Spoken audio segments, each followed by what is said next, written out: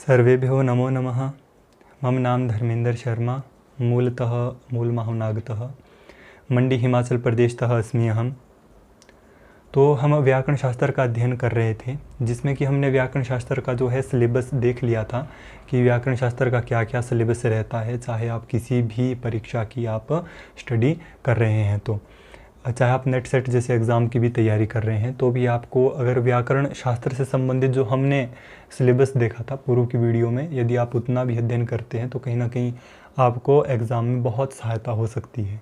ठीक, अब हमने सिलेबस तो जान लिया। सिलेबस जानना बहुत महत्वपूर्ण रहता है, क्योंकि उसी के आधार पर, क्योंकि हमें ये मालूम होना चाहिए कि जो हम एग्ज़ाम दे रहे हैं उसकी नीड क्या है। ठीक, तो इसीलिए हमने सबसे पूर्व सिलेबस को देखा। अब व्याकरण शास्त्र के अध्ययन करने से पूर्व, वैयाकरण सिद्धांत कौमुदी के अध्ययन करने से पूर्व, हम व्याकरण शास्त्र से संबंधित कुछ सामान्य विषय देखेंगे। जैसे कि कुछ छोटी छोटी बातें होती हैं, सामान्य विषय होते हैं जो व्याकरण का अध्ययन करने से पूर्व हमें ज्ञात होनी चाहिए। क्यों? क्योंकि उससे क्या होता है कि व्याकरण को समझने की जो है सरलता होती है।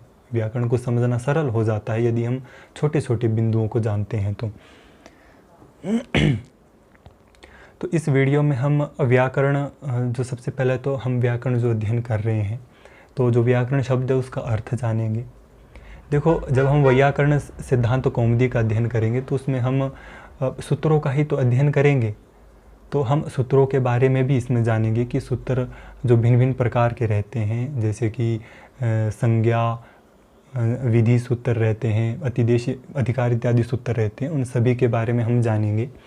और उसी के साथ जो हम सूत्र का अध्ययन कर रहे हैं उसके अंगों के बारे में भी हम जानेंगे। जैसे कि सूत्र बनता है, उसमें समास होते हैं, विभक्तियाँ होती हैं, उसका संधि विच्छेद क्या रहता है, इत्यादि चीज़ें हम जानेंगे। उसी के साथ साथ जो है हम इसमें मंगलाचरण भी देखेंगे। मंगलाचरण हम बेसिकली लघु सिद्धांत कौमुदी, मध्य और वैयाकरण सिद्धांत कौमुदी के देखेंगे। और उसी के साथ साथ हम कुछ सामान्य विषय भी देखेंगे। जैसे कि जो भर्तृहरि हैं उन्होंने क्या कहा है ना, शब्दानुशासनम अपरम नाम है तो किसका है। ठीक, व्याकरण शास्त्र का दूसरा नाम क्या है, शब्दानुशासनम, वो भी देखेंगे हम। और भी छोटे छोटे विषय देखेंगे हम, जैसे कि इसमें आएंगे आगे बहुत सारे विषय आएंगे, छोटे छोटे विषय। जैसे कि जो अष्टाध्यायी की रचना होती है वो लक्षण प्रधान और लक्ष्य प्रधान दो प्रकार से की जाती है उसकी व्याख्या, एक लक्ष्य को दे करके, एक लक्षण को दे करके, तो उनको भी हम आगे देखेंगे। और भी छोटे छोटे जो सामान्य बिंदु है व्याकरण से रिलेटेड, वो भी हम देखेंगे इस वीडियो में, जो हम पूरा पूरा देखने की कोशिश करेंगे। ठीक, तो चलते हैं वीडियो की ओर।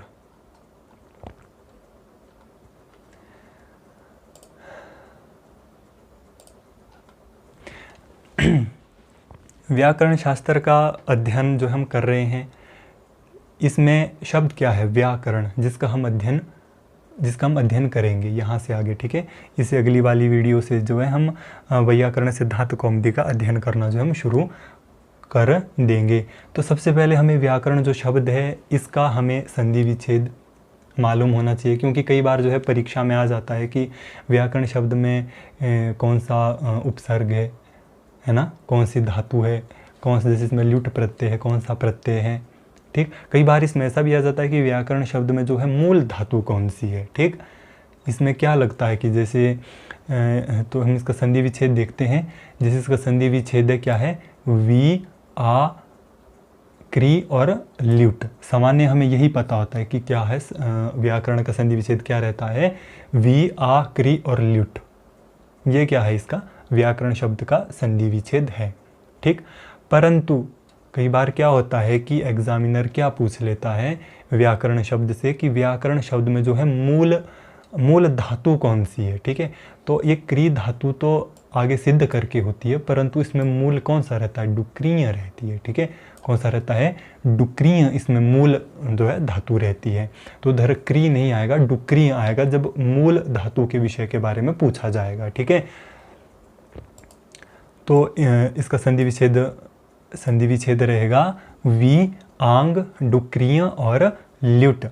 तो क्या है कि व्याकरण शब्द की व्युत्पत्ति वी और आंग पूर्वक क्या है, इसमें दो उपसर्ग है। व्याकरण शब्द में क्या है, दो उपसर्ग है, एक वी और दूसरा आंग। आंग यानी आ, इसका फिर अंगांग का जो है इत लोप करके, अनुबंध लोप करके आशेष रह जाता है। तो क्या बचता है व्याकरण शब्द में, वी और आंग, ये दोनों जो है उपसर्ग बचते हैं। ठीक, इसमें धातु की बात करें तो कौन सी मूल धातु कौन सी है, डुकरियाँ हैं। यदि आपको सामान्य धातु के बारे में पूछा जाएगा तो क्री धातु है। ठीक है, और इसमें क्या है, ल्युट प्रत्यय। तो ये रही व्याकरण शब्द की बात। अब व्युत्पत्ति के आधार पर इसकी डेफिनेशन क्या होगी, निर्वचन क्या होगा इसका। जब हम व्याकरण शब्द को, मान लो हम कोई हमसे पूछ ले कि व्याकरण क्या है, तो उधर थोड़ी ना हम कहेंगे कि वी आंग डुकरी ल्युट, ये तो उसका विच्छेद हुआ, शब्द बना कैसे। जब हमसे डेफिनेशन पूछी जाइए कि क्या डेफिनेशन होगी व्याकरण की, तो उस समय क्या आएगा, व्याक्रियन्ते व्युत्पाद्यन्ते अनेन इति शब्दाः व्याकरणम। क्या है, व्याक्रियन्ते व्युत्पाद्यन्ते अनेन इति शब्दाः व्याकरणम। ठीक है, तो इसका क्या अर्थ हुआ, क्या अभिप्राय हुआ जी इसका। व्याक्रियन्ते, व्याख्या क्या है, शब्दों की, किसका, अनेन इति शब्दाः, किसका, शब्दाः, शब्दों की क्या व्याख्या, शब्दों की व्याख्या।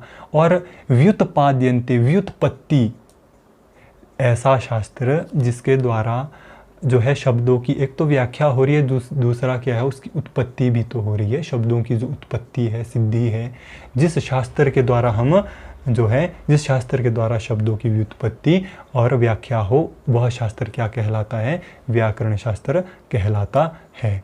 ठीक है, तो ये रहा इसका क्या, व्युत्पत्ति के आधार पर इसकी डेफिनेशन। अब इसमें सामान्य दृष्टि देखें तो व्याकरण के द्वारा भाषा विन्यास, शब्द एवं वाक्य रचना और भाषा की नियमानुपूर्व व्यवस्था की जानकारी प्राप्त होती है। व्याकरण के प्रयोग से भाषा में शुद्धता, अनुशासन और स्थिरता आती है। देखो, अगर व्याकरण होगा ही नहीं तो साधारण सी बात है, कोई भी व्यक्ति है ना, आपको क्या करेंगे कि है ना, जापानीज़ भाषा में आपको कोई क्या दे देगा, है ना, कुछ भी बोल देगा, पीछे से क्या करेगा, क्लैपिंग करेगा, ताली तूली बजा देगा। आपको क्या लगेगा कि आपकी तो वाह वाह हो रही है जी, है ना, पर होगा क्या, उसका उल्टा। तो इसीलिए क्या होना चाहिए, व्याकरण की इसीलिए आवश्यकता, आपको क्या नहीं, भाषा का ज्ञान होना चाहिए। ठीक, तब आपकी जो है उसको समझ पाएंगे, जापानीज़ भाषा को आप समझ पाएंगे अगर आप उनके व्याकरण को जानेंगे, सीखेंगे भाषा को, है ना। तो उसी तरीके से जो संस्कृत भाषा है, जब जो है वाक्यों में अगर उसमें शुद्धता होगी और अनुशासन होगा, स्थिरता होगी, तो क्या होगा, उसमें हम किसी भी वाक्य को कहेंगे, वार्तालाप करेंगे, कोई भी चीज़ करेंगे, सामान्य दृष्टि से जो भी चीज़ हम उसमें करेंगे, लिखेंगे, पढ़ेंगे, है ना, वो क्या होगा, शुद्ध होना। व्याकरण क्या होना चाहिए, हमारा शुद्ध होना चाहिए, तो ही हमारी भाषा भी क्या होगी, शुद्ध होगी। इसीलिए क्या होता है कि व्याकरण जो है वो भाषा में क्या लेकर के आता है, शुद्धता लेकर आता है, अनुशासन लेकर के आता है और स्थिरता भी लेकर के आता है। इसीलिए व्याकरण शास्त्र व्याकरण शास्त्र का अध्ययन क्या है, अत्यंत महत्वपूर्ण है। ठीक है, तो महर्षि कहते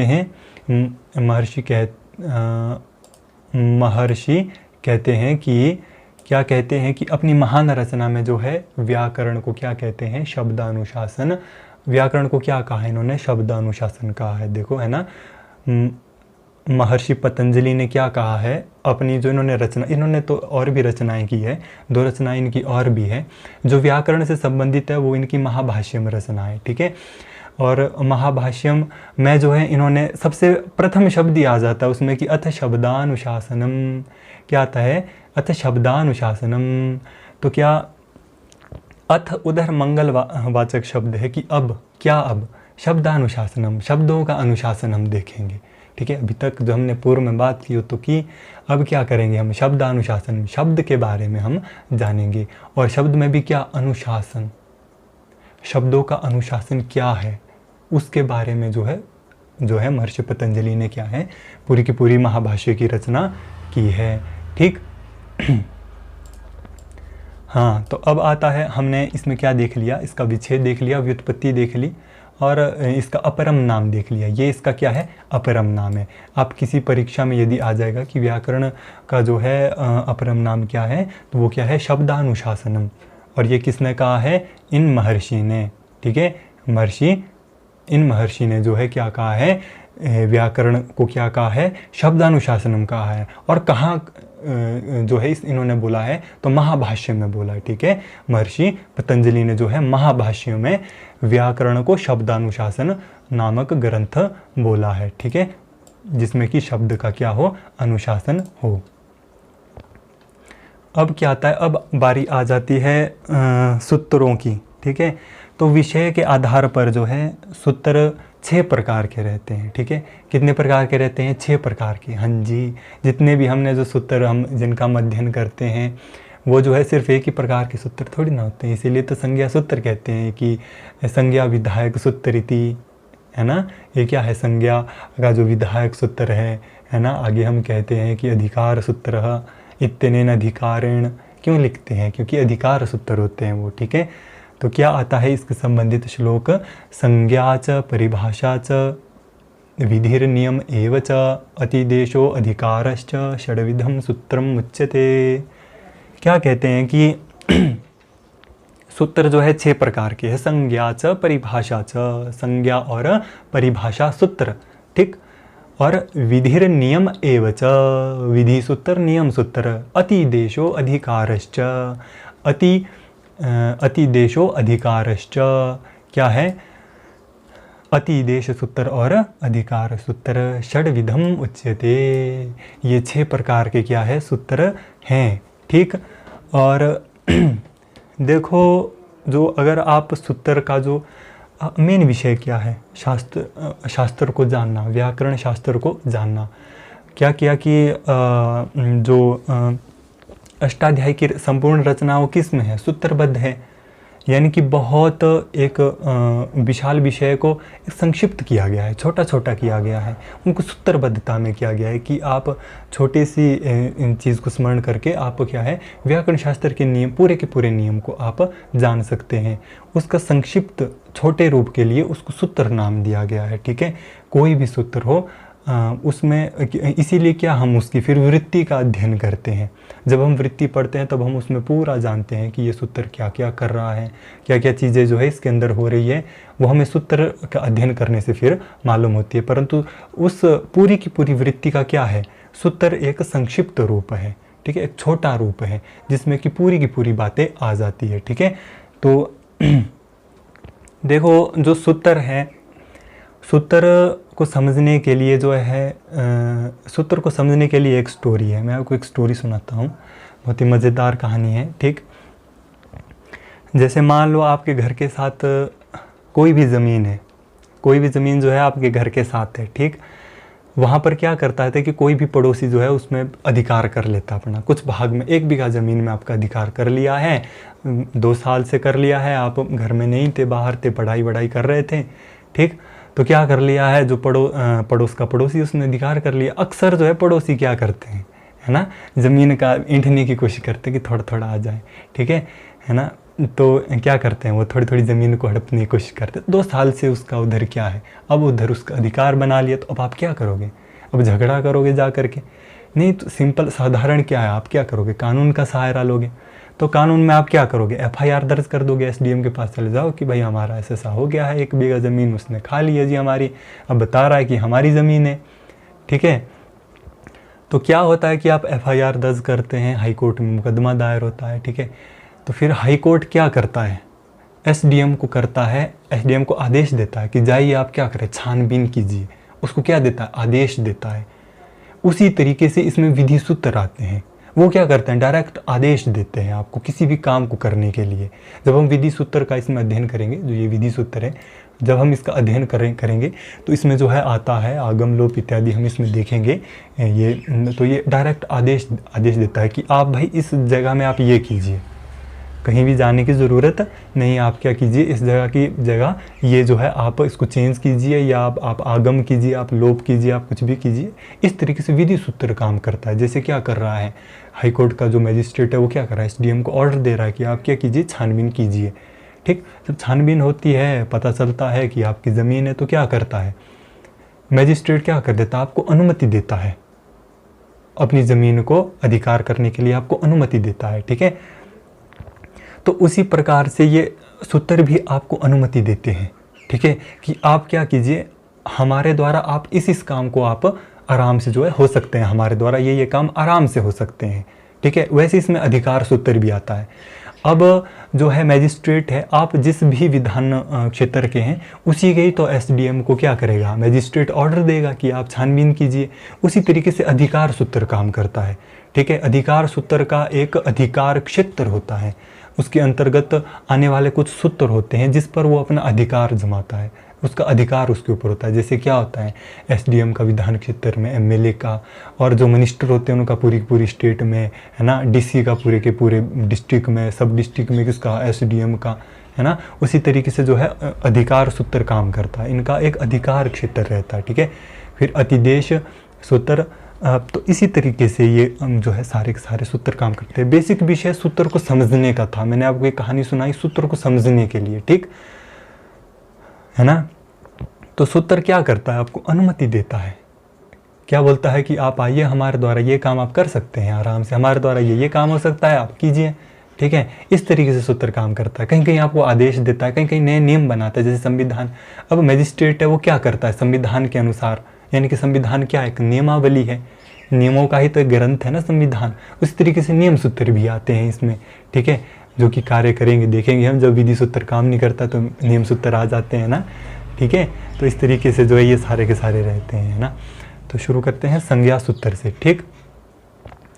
क्या आता है, संज्ञा सूत्र क्या बोलते हैं, संज्ञाकरणम व्यवहारार्थम लोके। क्या बोलते हैं कि अर्थार्थ जिस प्रकार लोक व्यवहार के लिए नाम की आवश्यकता होती है, उसी प्रकार शास्त्र व्यवहार के लिए संज्ञा की जाती है।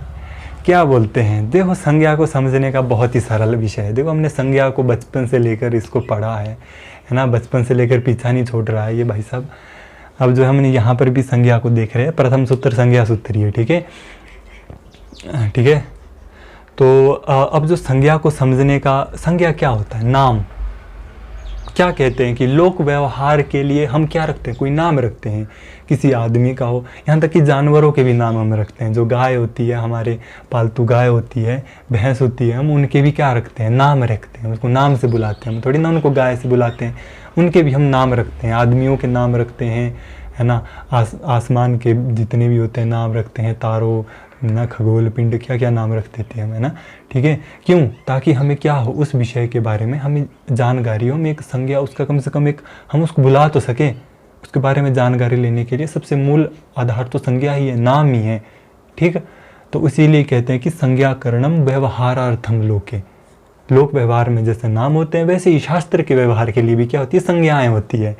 आपको शास्त्र में भी तो व्यवहार करना है, उसको जानना है, पढ़ना है, क्या करना है उसके लिए, तो उसके लिए जो है संज्ञा का निर्माण किया गया है, संज्ञा सूत्र उसके लिए बनाए गए हैं, ठीक है। क्या बनाएंगे उसके लिए, शास्त्र के व्यवहार के लिए संज्ञा की जाती है, संज्ञा का जो इसमें निर्माण किया गया है, ठीक है।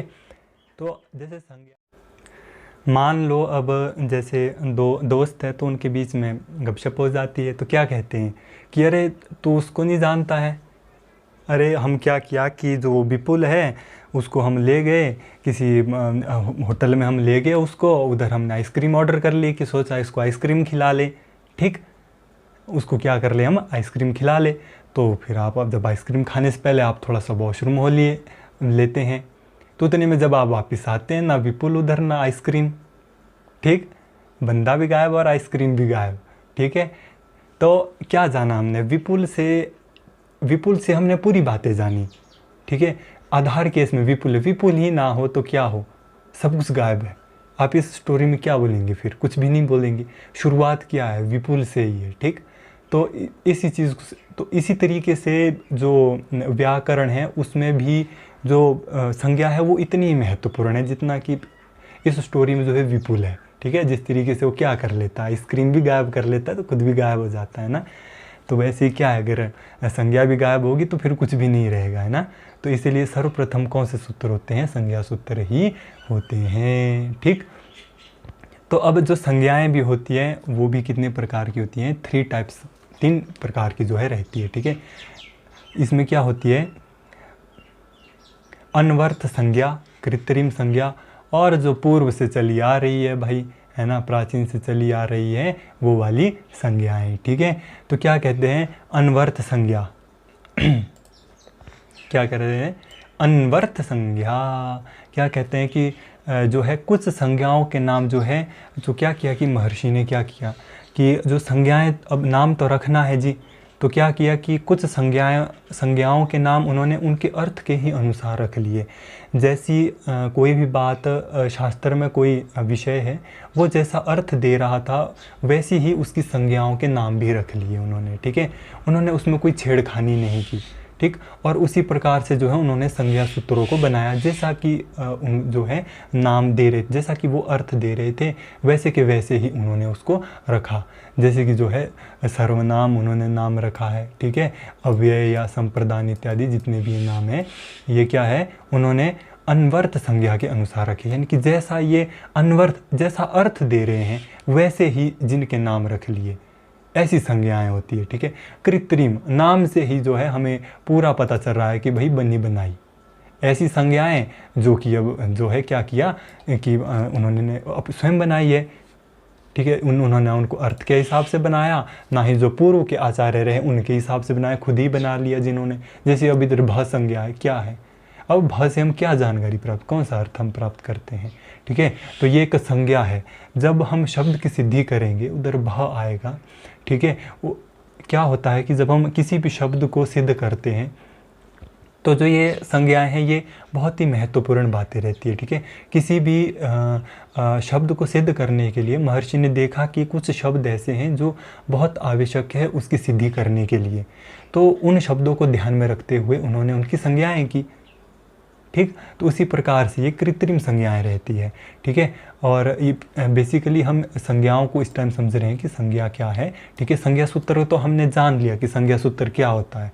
व्यवहार के लिए, शास्त्र के व्यवहार के लिए जिन शब्दों की आवश्यकता पड़ी उन्हीं को संज्ञा कहते हैं, और उन्हीं से जो है संज्ञा सूत्र को बनाया गया है। ठीक है, अब हम संज्ञा को समझ रहे हैं। कुछ ऐसी कृत्रिम संज्ञाएँ आपको आगे देखने को मिलेंगी। आप बोलेंगे कि ये भ क्या है भाई, हम आगे देखेंगे, भ घू को देखेंगे तो क्या होगा, तो ये संज्ञाएं हम देखेंगे तो क्या है ये, तो इन पे कंफ्यूज नहीं होना, ये जो है कृत्रिम संज्ञाएं हैं। ठीक है, क्या है, कृत्रिम संज्ञाएं। ये शब्दों की सिद्धि के लिए क्या रहता है, इनका होना बहुत ही आवश्यक रहता है, इनका महत्वपूर्ण योगदान रहता है व्याकरण शब्द सिद्धि के लिए। ठीक है, नियमों के लिए भी। और कुछ भाई पीछे से चली आ रही है ना, जो उनसे पूर्व के आचार्य रहे, उनसे पूर्व के जो आचार्य रहे, तो क्या देखा उन्होंने कि उनका जो है उन्होंने यथावत जैसी संज्ञाएं थी वैसा का वैसा ही उन्होंने ले ली, उसमें उन्होंने छेड़खानी किया। क्या किया कि आचार्य ने क्या किया कि जो है जो पीछे से चली आ रही है उसको क्या किया उन्होंने, आदरवश उन्होंने ज्यों के त्यों स्वीकार किया, उसमें उन्होंने कुछ छेड़खानी नहीं की। कुछ संज्ञाएं उन्होंने ऐसी रखी जिसमें उन्होंने किसी भी प्रकार का जो है छेड़खानी नहीं किया। जैसा कि जो ये रहता है कि जैसा कि यह है प्रातिपदिक है, आर्ध धातुक है, सार्वधातुक है, अंग इत्यादि ये जितनी भी संज्ञाएं हैं इनको क्या किया उन्होंने, ज्यों कि त्यों स्वीकार कर लिया। उनमें इन्होंने आपत्ति नहीं जताई कि ऐसा क्यों। ठीक है ना, तो हमने संज्ञा को समझ लिया, संज्ञा सूत्र को हमने समझ लिया। अब आगे जब हम पढ़ेंगे संज्ञा सूत्र तो आपको कोई भी दिक्कत नहीं होगी ये जानकारी कि भैया बस संज्ञा सूत्र क्या है। उधर हम देखेंगे कि इत संज्ञा विधायक सूत्रम, तो इत संज्ञा सूत्रम क्या है भाई, संज्ञा सूत्र। तो इधर हमने क्या कर लिया, संज्ञा सूत्र को अच्छी प्रकार से हमने जान लिया।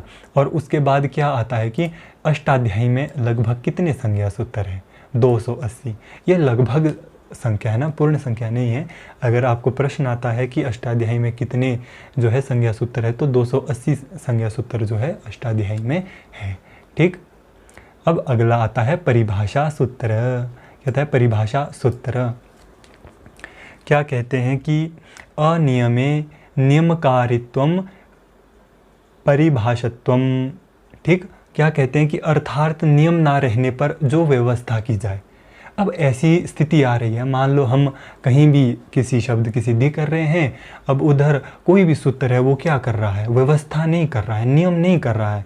ठीक है, उस स्थिति में क्या होता है कि परिभाषा सूत्र काम आते हैं। ठीक है, उस स्थिति को पूर्ण करने के लिए इन सूत्रों का निर्माण किया गया है। ठीक है, इन का जो है निर्माण किया गया है। ठीक, अब हम जैसे हम इसका लक्षण भी देखें, इस शब्द का यदि हम जो है क्या करें, लक्षण भी देखें तो क्या आता है, परितः सर्वतो भाष्यते नियमा ययासा परिभाषा। अर्थात क्या किया जाए, जिसके द्वारा जो है क्या, नियमों की स्थिरता की जाए। नियम क्या हो रहे हैं, स्थिर हो रहे हैं। स्थिर यानी व्यवस्थित हो रहे हैं। देखो कहीं भी हम आगे शास्त्र, हम इधर उदाहरण देखते हैं, उदाहरण देखेंगे हम इसका आगे, उधर आप अच्छे प्रकार से जानेंगे कि आखिरकार ये बोलना क्या चाह रहा है। ठीक है ना। तो ये बेसिक ये कर क्या रहा है, ये क्या कर रहा है, स्थिरता लेकर के आ रहा है नियमों में, है ना। ये स्वयं कार्य नहीं करता, ये सिर्फ स्थिरता लेकर के आता है। जब भी हम उदाहरण सिद्धि करते हैं, है ना, तो उधर ऐसी स्थिति आ जाती है, मान लो विधि सूत्र कोई नियम कर रहा है कि भाई इसके स्थान पर ये आदेश कर दिया जाए या फिर ये आगम किया जाए। अब उधर बहुत सारे शब्द हो सकते हैं, अब उधर बहुत सारे शब्द है, तो कौन से शब्द पर उस काम को किया जाना चाहिए, ये हमारे को ये सूत्र बताते हैं। ठीक है, कि आप यहाँ पर इस काम को कीजिए। ठीक, तो इसीलिए ये सूत्र 20 का काम करते हैं। ठीक है, ये क्या करते हैं, नियमों में व्यवस्था लेकर के आते हैं। ठीक है, अब हम देखेंगे कि क्या है, परिभाषा सूत्रों को निर्णायक सूत्र भी कहते हैं। क्या कहते हैं इनको, निर्णायक सूत्र कहते हैं। जीवन में कोई दुविधा आ जाए तो देख लीजिए, है ना, परिभाषा सूत्र से मिल लेना, आपका निर्णय कर लेंगे। ठीक, तो ये निर्णय करते हैं, क्या सूत्र है ये, निर्णायक सूत्र इनको कहते हैं ना। ये क्या कर लेते हैं, निर्णय करते हैं कि भाई क्या किया जाना चाहिए, अब स्थिति में फंस गए हैं तो क्या करें। ठीक, उसकी तरह बुजुर्ग, जैसे बुजुर्ग होते हैं ना घर में, उसकी तरह ये काम करता है। ठीक है, ये निर्णय करता है कि हाँ अब आप इस जगह ये काम कीजिए, इस जगह आप इस काम को कीजिए।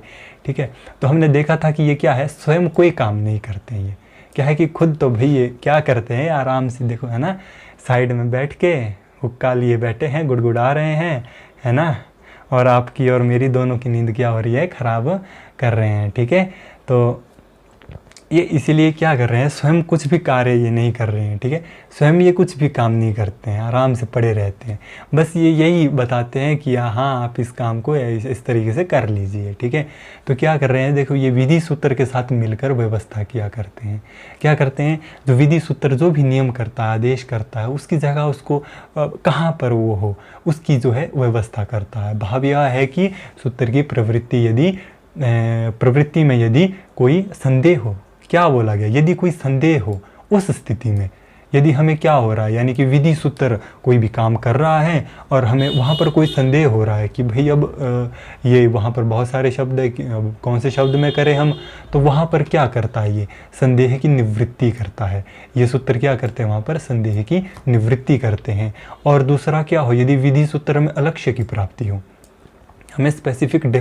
हमें क्या स्पेसिफिक डेस्टिनेशन हमें पता ही नहीं है कि करना क्या है, कहाँ करना है वो चीज़, तो उसकी भी क्या करता है, उसकी भी निवृत्ति कर देता है। ये बोलता है कि भाई आप इस जगह इसको कीजिए। जैसे हम यहाँ पर जानेंगे भी अब यथा जो हम जानेंगे क्या बोलते हैं कि मृजेर वृद्धि ये सूत्र आता है। ठीक है, तो इसमें क्या होता है कि मृजेर वृद्धि ये सूत्र आता है, तो इसमें क्या होता है, मृज धातु को क्या हो जाता है, वृद्धि आदेश का विधान किया गया है।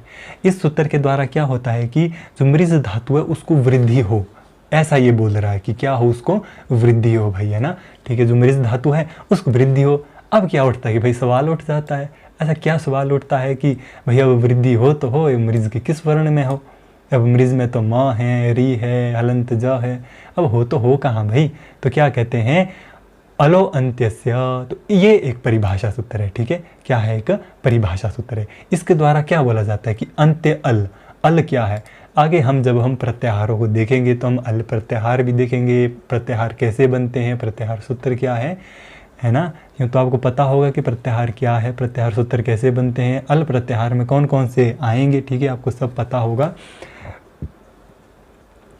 तो अल प्रत्याहार में यहाँ पर क्या आ रहा है, ज आ रहा है। ठीक है, तो जकार के स्थान पर वृद्धि आदेश हुआ, तो क्या हो गया, इस सूत्र के द्वारा क्या कर दिया, अब हमें पूरा पता चल रहा है।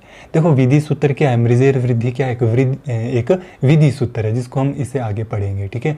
अब क्या कर रहा है, अब हमें वहाँ पर कन्फ्यूज़न हो गया, हमारे को लक्ष्य नहीं मिल रहा। हमने यहाँ देखा ना ऊपर, देखो यहाँ हमने देखा ऊपर अलक्ष्य, और हमने क्या देखा, संदेह, कोई संदेह हो हमें, तो क्या हो, यदि हमें कोई भी संदेह हो तो क्या कर रहा है, उस स्थिति में इन सूत्रों का जो है क्या आता है, संदेह की निवृत्ति करते हैं ये, ठीक। तो यहाँ पर की ना इन्होंने निवृत्ति, क्या बोला इस सूत्र ने कि अंत्य जो है हल, अंत्य हल जकार के स्थान पर वृद्धि प्राप्त हुआ। क्या हुआ, जो अंतिम अल है, कौन है, अंतिम अल जकार, तो इसके स्थान पर क्या हुआ, वृद्धि एक आदेश प्राप्त हुआ। अब इसको बांधने वाला एक नया सूत्र आ जाता है। उधर जब हम उदाहरण की सिद्धि करेंगे तो उधर देखेंगे इसको। इस समय थोड़ा सा इसमें दिया गया है टॉपिक, ज़्यादा नहीं, और इसको बांध देता है। कौन बांध देता है, इको गुण वृद्धि। ये कहता है कि भाई साहब रुक जा भी, मेरी भी सुन ले थोड़ी बहुत, है ना, कि अब मेरी भी थोड़ी सी सुन ले, तो अब अपनी ही चला रहा है भाई, क्या है ना। तो क्या एको गुण वृद्धि भी नहीं दे देता, उपस्थित हो जाता है सीधा ही। क्या करता है कि इसने व्यवस्था की, अब ये भी क्या करता है, व्यवस्था करता है। क्या करता है कि इक वर्ण क्या है, इक क्या है, प्रत्याहार है। इक वर्ण के अंतर्गत यहाँ पर कौन आता है, री वर्ण आता है, ठीक है। मृज में कौन सा वर्ण आता है, मृज में तो री वर्ण आ रहा है, तो री वर्ण के स्थान पर वृद्धि प्राप्त हुई। ऐसा नहीं है कि मान लो आपने कोई भी परिभाषा सूत्र लिख लिया और फिर पूरा का पूरा आपका काम हो जाएगा। या वृद्धि सूत्र क्या होता है, इसमें निषेध होते रहते हैं, इसमें ना निषेध होकर नए काम होते रहते हैं, या आदेश हो जाते हैं, बीच में आगम हो जाते हैं, ठीक है। ऐसा नहीं है कि विधि सूत्र आ गया तो आ ही गया, फिर सब कुछ आ ही गया, है ना। नहीं, उसके जो है क्या होते रहते हैं, उसके निषेध होते रहते हैं, नए काम होते रहते हैं, ठीक है। उसको बांध दिया जाता है कि भाई आप ज़रा रुक जाओ, थोड़ा हम भी जो है कुछ कर ले, है ना। इस दृष्टि से जो है इको गुण वृद्धि क्या कर लेता है, इधर क्या कर लेता है कि भाई क्या होगा, जो अल का ज है उसके स्थान में वृद्धि नहीं होगी भाई, आप इक वर्ण के स्थान पर वृद्धि कीजिए, है ना। जब मृजेर वृद्धि मृज धातु आएगी उस समय क्या कर देता है, इको गुण वृद्धि जो है अलो अंत्य से जो ये परिभाषा सूत्र है इसका क्या कर दे, इसको बांध देता है कि अब भाई रुक जा थोड़ा सा, क्या है कि हमारा भी सुन ले, है ना। तो फिर क्या बोलता है कि ये व्यवस्था कर दी जाती है कि इक वर्ण यानी कि री के स्थान पर वृद्धि आदेश हो। तो इस पूरे विषय से जो है आप समझ गए होंगे कि भाई आपको क्या करना है, कि पूरे का पूरा जो परिभाषा सूत्र रहता है उसको आप समझ गए होंगे कि परिभाषा सूत्र क्या होते हैं। अब जब हम आगे परिभाषा प्रकरण भी देखेंगे संधि प्रकरण के बाद, उसमें जो है हम पूरी सिद्धि करने की कोशिश करेंगे, देखेंगे कि कैसे, उधर फिर हम पूरा उदाहरण सिद्ध करके देखेंगे। हमने उधर देखा था तो किस तरीके से काम कर रहा है। बेसिक यहाँ पर आपको परिभाषा सूत्र समझाने का टॉपिक था कि ये परिभाषा सूत्र क्या है ना। व्याकरण में जो है ये क्या क्या करते हैं परिभाषा सूत्र, ठीक। अब जो है यहाँ पर कह भी रहे हैं, क्या कह रहे हैं कि अष्टाध्यायी में कितने हैं, 36 परिभाषा सूत्र है, ठीक है। 36 अष्टाध्यायी में परिभाषा सूत्र है। परीक्षा में जो है आ सकता है कि कितने सूत्र है, जो 36 सूत्र हैं आपके परिभाषा सूत्र। संपूर्ण अष्टाध्यायी में सिर्फ 36 ही परिभाषा सूत्र है। अब देखेंगे हम विधि सूत्र, ठीक। विधीयते, येन विधीयते सह विधि, जिसके द्वारा क्या किया जाए, कोई भी विधान किया जाए, जिसके द्वारा क्या किया जाए, कोई भी विधान किया जाए, ठीक, उसे क्या कहते हैं, विधि सूत्र कहते हैं। कोई भी विधान हो रहा है, स्पेसिफिक कोई चीज़ हो रही है किसी के द्वारा, उसको जो है विधि सूत्र कहते हैं। अब क्या कहते हैं कि विधि सूत्रों की संख्या सर्वाधिक है, तो अष्टाध्यायी में क्या है, विधि सूत्रों की संख्या सबसे ज़्यादा है, ठीक है। सबसे ज़्यादा किसकी संख्या है, विधि सूत्रों की सबसे ज़्यादा संख्या है अष्टाध्यायी में, ठीक है ना। तो इसके द्वारा जो है निम्नलिखित कार्य होते हैं। क्या होते हैं इसके द्वारा, निम्नलिखित काम होते हैं। अब देखेंगे, देखो इन काम के द्वारा ही हम विधि सूत्रों को समझने की कोशिश करेंगे, ठीक है ना। तो क्या आता है अब, तो हाँ, इसके क्या निम्नलिखित इसके कार्य हैं। सबसे पहला क्या आता है, प्रत्यय विधान, लोप आगम और वर्ण विकार। एक मिनट रुक जाइए।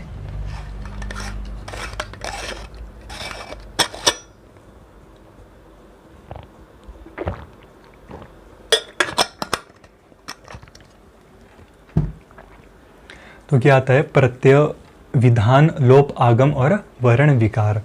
जब हम प्रत्यय विधान को देखें, यानी कि जिसके द्वारा क्या हो जाए, प्रत्ययों का विधान किया जाए, जैसे कि अचो यत, ठीक, इसमें क्या हो जाता है, यत प्रत्यय होता है। जो यत है ये क्या है, एक प्रत्यय है, ठीक है। अच क्या है, प्रत्यय है, ठीक है। तो क्या हो जाता है, इस सूत्र के द्वारा यत प्रत्यय हो जाता है। क्या हो जाए, ऐसे विधि सूत्र कैसे होते हैं, जिनके द्वारा प्रत्ययों का भी विधान किया जाता है। यानी कि जितने भी प्रत्यय का जो विधान कर रहे हैं सूत्र, वो क्या है, विधि सूत्र है, ठीक है। बिल्कुल आसान है समझने के लिए कि जो अगर कोई भी जो प्रत्यय है, कोई भी चीज़ को किसी भी कोई भी सूत्र है वो किसी भी प्रत्यय का विधान कर रहा है। उदाहरण में आप बिना देखे ही क्या कर लो, एग्जाम में प्रश्न आ जाएगा कि अच्छा ये कौन से सूत्र है, उधर आ जाएगा विधि सूत्र है ना, कौन से सूत्र है ना, तिदेश सूत्र कौन सूत्र है, तो विधि सूत्र है। क्यों, क्योंकि इसके द्वारा प्रत्यय का विधान किया जा रहा है। बिल्कुल सबसे सरल ये है कि देखो, जो भी प्रत्यय का विधान कर रहा है, जो भी जो है क्या कर रहा है, प्रत्यय का विधान कर रहा है, वो क्या है, विधि सूत्र ही है। और दूसरा क्या है, लोप, जो सूत्र लोप का कार्य करता है, ठीक है। पहले हमने देखा क्या, प्रत्यय विधान देखा, ठीक है, जो प्रत्यय का विधान कर रहा है। और दूसरा क्या है, लोप, जो कि लोप को कर रहा है। यानी कि कोई भी सूत्र आपको जो है ऐसा दिख रहा है जो कि लोप कार्य कर रहा है, कि क्या बोल रहा है कि भाई इसको क्या कर लो, आप उड़ा दो, ठीक। जैसे कि इधर क्या है, ये सूत्र है क्या है, लोपो व्योरबली, ठीक। ये क्या करता है कि लोपो आप क्या कर दो, उड़ा दो, किसको, व्यो, व और य को क्या कर दो, आप उड़ा दो। क्यों उड़ा दो, वली, वल प्रत्याहार परे रहने पर, ठीक है। यदि वल प्रत्याहार उधर होगा तो क्या कर सकते हैं, आप उड़ा सकते हैं मेरे द्वारा, किसको, व और य को। तो इस तरीके के जो सूत्र रहेंगे, लोप करने वाले जितने भी सूत्र रहेंगे वो क्या रहेंगे, विधि सूत्र ही रहेंगे। और उसके बाद क्या आता है, आगम, ठीक। आगम और आदेश, देखो दोनों में फ़र्क होता है, ठीक है। दोनों में फ़र्क आपको समझना है। जो आगम होता है वो क्या हो जाता है, किसी को भी छेड़ता नहीं है, क्या है, बड़ा ही रोमांटिक टाइप का होता है, ठीक है। किसी को भी छेड़ता नहीं है, अपने आप ही बीच में आके बैठ जाता है, ठीक है। परंतु आदेश क्या है, ये थोड़ा सा हिंसक रहता है, हटा देता है ना, कहता है कि हम ना मानेंगे, ठीक। ये जो है नहीं मानता, सीधा ही क्या कर देता है, उसकी जगह में सीधा ही घुस जाता है, किसी को नहीं बख्शता भाई, है ना। तो जो परंतु आगम होता है ये क्या होता है, ये बिल्कुल सरलता से आता है, सीधा आ जाता है, किसी को छेड़ता नहीं, आराम से जो है आकर के बैठ जाता है। जैसे कि अंगा है, सी है, सुट है, ये आमी सर्वनाम न सुट आम, आम ये प्रत्याहार रहता है, सुबंध प्रत्याहार है आम। आम जो है सर्वनाम रहने पर जो है क्या हो जाए, सर्वनाम रहने पर इसमें जो है सुट का आगम इत्यादि जो है इससे कार्य होते हैं। आगे जब आएगा तो हम इसको देखेंगे। इसमें जो है सुट का आगम हो जाता है। आम अदंत सर्वनाम से परे, कुछ ऐसा ये कहता है सूत्र कि अदंत जो है अदंत से और आम आम सर्वनाम से परे जो है सुट का आगम कर दीजिए आप, इस तरीके से कहता है, मतलब आगम कर रहा है। जैसे कि वहाँ पर जैसे राम धन आम ये स्थिति होगी तो ये ना ही राम को छेड़ेगा, और जैसे राम आपके पास जो है स्थिति है राम धन आम, ठीक। आपके पास स्थिति है राम धन आम, ठीक है। तो ये जो है क्या करेगा, किसी को भी नहीं छेड़ेगा, ना ही ये राम को छेड़ेगा और ना ही ये आम को छेड़ेगा, ये बीच में घुस जाएगा, इन दोनों के बीच में घुस जाएगा, ऐसे ही बीच में जो है क्या हो जाएगा, ये घुस जाएगा। तो इस तरीके से ये काम करते हैं। ये आगम है, किसी को भी नहीं छेड़ेगा, बीच में घुस जाएगा। तो जितने भी आगम करने वाले सूत्र हैं वो कौन से सूत्र हैं, विधि सूत्र हैं, ठीक। और उसी प्रकार से अब क्या आ जाता है, अब अंतिम जो है इसका है वो है वर्ण विकार, यानी कि आदेश। किसी वर्ण को हटा करके आप क्या कर लो, कोई नई चीज़ जोड़ दो उधर, ठीक है। इसको कहते हैं कि इसके द्वारा कोई आदेश होता है। क्या होता है, इसके द्वारा कोई भी आदेश होता है इसके द्वारा, ठीक। जैसे कि इको यणची हमने देखा, जैसे कि हमने देखा इक के स्थान पर क्या हो जाता है, यण आदेश हो जाता है। क्यों आदेश होता है, अच के परे रहने पर। यदि परे अच नहीं होगा तो फिर इक के स्थान पर यण नहीं हो सकता है, ठीक है। इस बात को आपको ध्यान रखना है, ठीक है। यदि आपकी ज़मीन है तो आपको नहीं मिलेगी भाई, मजिस्ट्रेट आपको साफ कह रहे हैं कि भाई आपकी ज़मीन नहीं है तो नहीं मिलेगी, है तो मिल जाएगी। उसी तरीके से ये भी बोलता है कि यदि अच परे है तो भाई आप इक को यण कर दो, यदि अच परे नहीं है तो तब हम कुछ भी नहीं कर सकते, ठीक है। और विधि सूत्र जो है ये मुख्यतः जो है 4 टाइप्स, 4 प्रकार के जो है ये रहते हैं। ये क्या रहते हैं, उत्सर्ग, अपवाद, नित्य और अंतरंग। इनके बारे में ज़्यादा आपको देखने की आवश्यकता नहीं रहती है, इनमें बहुत ज़्यादा डीप चले जाता है, फिर इतना ज़्यादा देखने की आवश्यकता नहीं होती है। बेसिक जो काम था वो था विधि सूत्र को समझना, वो हमने अच्छी तरीके से समझ लिया कि येन विधीयते सह विधि ही, जिसके द्वारा कोई भी विधान हो रहा है, चाहे प्रत्यय आ रहा है, आगम आ रहा है, लोप हो रहा है, या फिर कोई वर्ण, किसी पर कोई भी आदेश हो रहा है, जितने भी वो सूत्र हैं वो कौन से सूत्र होते हैं, विधि सूत्र होते हैं। और दूसरा हमने देखा कि जो विधि सूत्र है इनकी संख्या जो है सर्वाधिक है, पूरी की पूरी अष्टाध्यायी में सबसे ज़्यादा जो है विधि सूत्र ही देखने को मिलते हैं। ठीक, सबसे ज़्यादा विधि सूत्र है, क्योंकि हम जिस भी उदाहरण की सिद्धि करते हैं वहाँ यही तो होता है, प्रत्यय आ जाते हैं, लोप होता है, आगम होता है, कभी किसी स्थान की जगह कोई दूसरी चीज़ जो है कर दी जाती है, बस यही चीज़ें जो इसमें रहती है। ठीक, अब अगला आएगा नियम सूत्र। अब क्या आता है, नियम सूत्र आता है। तो क्या बोलते हैं, सिद्धे सत्यारंभो नियमार्थः। क्या बोलते हैं कि अर्थार्थ किसी विधि के अन्यथा सिद्ध रहने पर भी विधान किया जाना विधि नियम। अरे क्या बोल दिया भाई, है ना, बिल्कुल साधारण है। क्या है, अगर विधि जो है काम नहीं कर रही है, आपका विधि सूत्र जो है वो वर्क नहीं कर रहा है, मतलब वर्क नहीं कर रहा है, मान लो हमारे पास व्याकरण उदाहरण सिद्ध करने में जो है आपके पास ऐसी सिचुएशन खड़ी हो जाती है जहाँ पर कि आपके पास विधि सूत्र तो काम करेगा ही। मान लो आपके पास कोई सी सिचुएशन खड़ी हो जाती है जहाँ पर कि विधि सूत्र है ही नहीं आपके पास, और कोई परिस्थिति आ जाती है, तो क्या करेंगे आप लोग, उधर ये नियम सूत्र काम करता है। जहाँ पर जिस परिस्थिति के लिए हमारे पास कोई भी विधि सूत्र नहीं है वहाँ पर नियम सूत्र काम करता है। कौन सा सूत्र करता है वहाँ पर काम, नियम सूत्र। जहाँ पर क्या नहीं है, विधि नहीं है हमारे पास, अर्थात विधि सूत्र के अन्यथा, किस चीज़ के कारण, विधि सूत्र के अन्यथा। ठीक, विधि सूत्र के अन्यथा रहने पर क्या होता है, नियम सूत्र का जो है काम, नियम सूत्र का काम होता है वहाँ पर। ठीक है, तो नियम सूत्र की व्युत्पत्ति जब हम देखेंगे तो क्या बोलते हैं कि नियमयन्ते निक्षीयन्ते प्रयोगे येन सह। क्या कहते हैं कि अर्थार्थ जिसके द्वारा क्या हो, जिसके द्वारा प्रयोगों का नियमन किया जाए। प्रयोगों का क्या हो रहा है, नियमन हो रहा है, नए नियम आ रहे हैं। इस तरीके से भी समझ सकते हैं आप, क्योंकि बेसिक तो हमें समझना ही है टॉपिक को कि किस तरीके से कर रहा है। ठीक है, उसी क्या कहते हैं, नियम सूत्र बोलते हैं। ठीक है, उसको क्या कहते हैं, नियम सूत्र बोलते हैं। ठीक है, जैसे कि यहाँ पर जो है ये न किए सूत्र आता है, इससे जो है आप बिल्कुल सरलता से ये समझ आएगी कि न किए भाई साहब यहाँ नहीं होगा।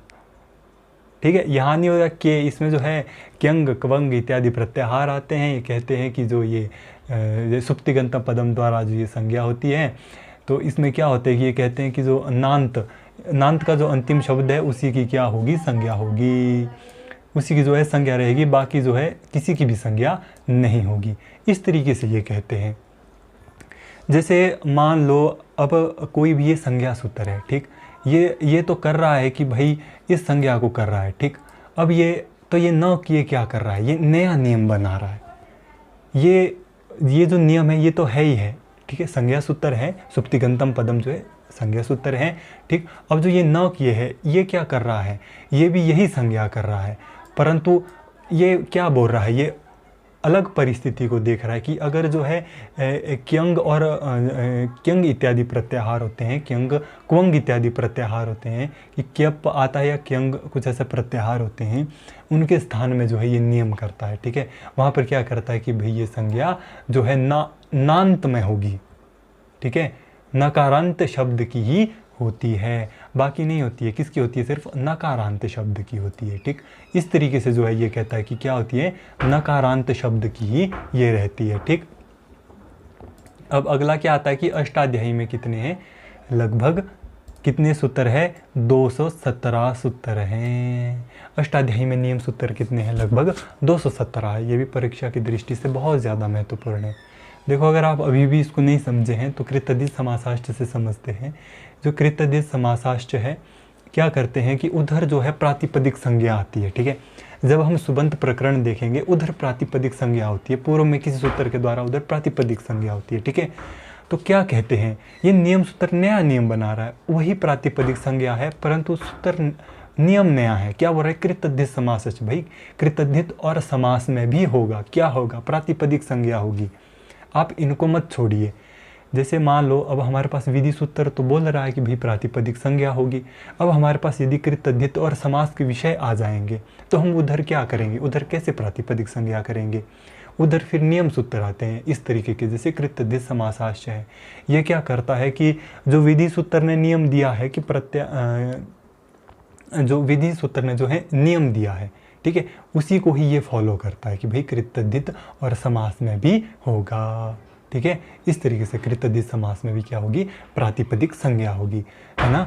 तो बाकी हम प्रातिपदिक संज्ञा सूत्र उधर देखेंगे कि कौन सा सूत्र ये च के द्वारा ही पूरा ज्ञान करवा रहा है कि ये च क्यों लगाया गया है। तो जब हम आगे इसमें अंग पढ़ेंगे तो अंग आएंगे, समास पद को देखेंगे हम।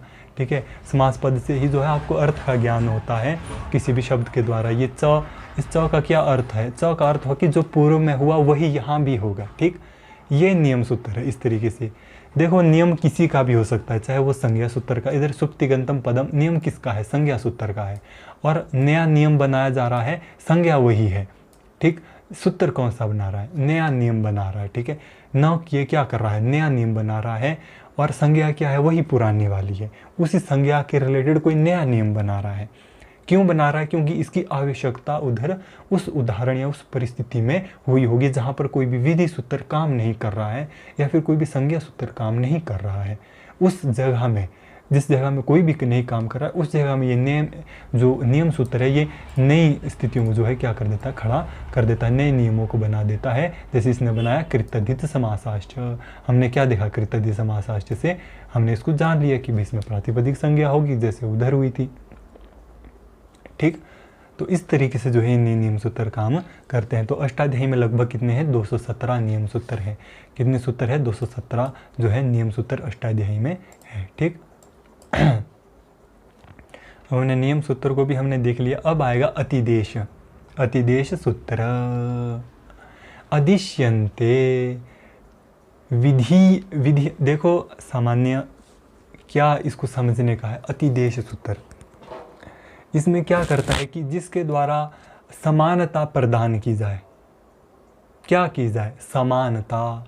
ठीक है, अदिश्यन्ते क्या हो रहा है कि भाई जो अतिदेश सूत्र है वो क्या पैदा कर रहा है? समानतया। समानतया क्या कर रहा है? वो समानता दे रहा है। और क्या कर रहा है? विधीयन्ते, और विधि सामान्य विधि कर रहा है या फिर समानता से विधि कर रहा है या समानता प्रदान कर रहा है। कार्याणि, किसी भी कार्य में जो व्याकरण शास्त्र में हो रहा है, ये न सो अतिदेश, वो क्या होता है? अतिदेश सूत्र होता है। ठीक है, जैसे कि जिसके द्वारा क्या किया जाता है, जिसके द्वारा जो है क्या किया जा रहा है? समानता प्रदान की जाए, उसे क्या कहते हैं? अतिदेश कहते हैं। ठीक है, सार यह है कि देखो हम किसी भी उदाहरण को देखो, हम कभी भी किसी को बोलते कि यार वो तो बिल्कुल चरा हुई बैल की तरह हो रहा है। अरे बैल की तरह क्या? मतलब उसकी सेहत ऐसी हो रही है कि मतलब बिल्कुल बैल की तरह हो रहा है वो तो, है ना। तो बैल से क्या, अभी बैल की तरह की अभी पूंछ आई उसको या सींग आई है? तो हमने क्या किया? उसमें अतिदेश किया, उसकी समानता की बैल से कि भाई एकदम हरिष्ट पुष्ट हो रहा है ना। बैल से क्या की? उसकी समानता कर दी हमने।